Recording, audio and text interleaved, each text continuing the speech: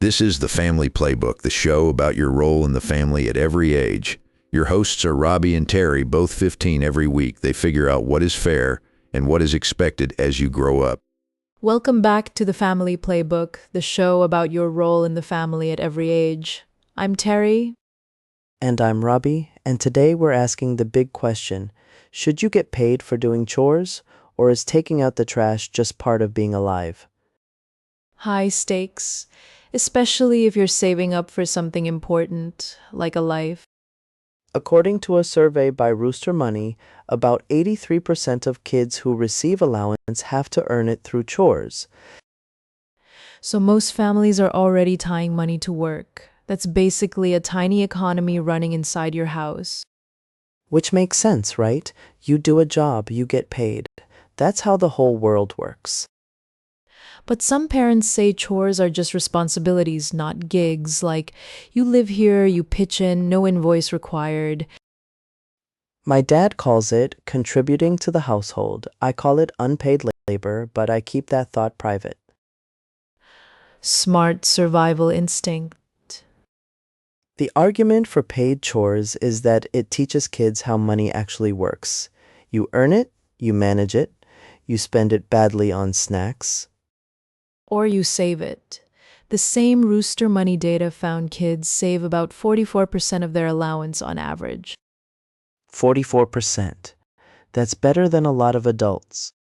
Seriously, the personal savings rate for American adults hovered around 3 to 5% before the pandemic. Kids are out here crushing it. So maybe the lesson isn't just about chores, it's about building a habit of thinking before you spend. Right, and if chores are the classroom, money is the grade, suddenly folding laundry has stakes. On the flip side, some experts worry that paying for every little thing can backfire. Kids start asking, "What do I get for this?" about everything. Which is a problem when the thing is, say, being kind to your sibling. Exactly. You don't want to hand your little brother $1 and say that hug will cost you. So maybe there's a middle ground. Some chores are just expected, and some are bonus earn money chores. Like making your bed is just Tuesday, but mowing the lawn, that's a negotiation. A lot of families actually do it that way without even realizing they've invented a system.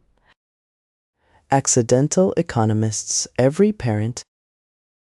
There's also the question of how much. The American Institute of Certified Public Accountants suggested around $1 per week per year of age as a rough guide. So a 10-year-old gets $10 a week, a 15-year-old gets $15. That scales up fast. Not fast enough, honestly.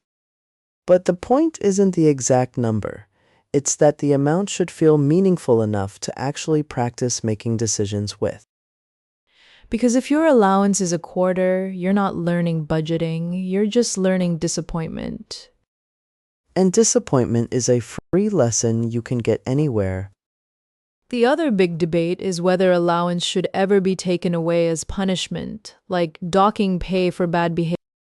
Some parents swear by it. Others say mixing discipline and money sends a confusing message about what money is for. It's a fair point. Money isn't morality, it's a tool. Mixing them up gets weird fast. Though I will say the threat of losing allowance has probably stopped a few arguments before they started. Highly effective, deeply controversial. What about kids who don't get any allowance at all? About 30% of kids in the US receive no regular allowance. That doesn't mean they're not learning about money, but it does mean the lessons are less structured, more catch as catch can. Which works fine for some families and leaves others totally winging it by the time the kid turns 18. And then suddenly you're an adult trying to figure out a checking account, and it's like being handed a map written in another language. So, whether chores are paid or just expected, the real win is having the conversation about money at all. Talk about it, make it normal. Don't treat money like it's embarrassing or secret. Because the families that talk about finances together tend to raise kids who handle money better. The research on that is pretty consistent. Which means the allowance debate isn't really about chores. It's about whether your house is a place where money gets demystified. Deep. Also still feel like $15 a week is not enough.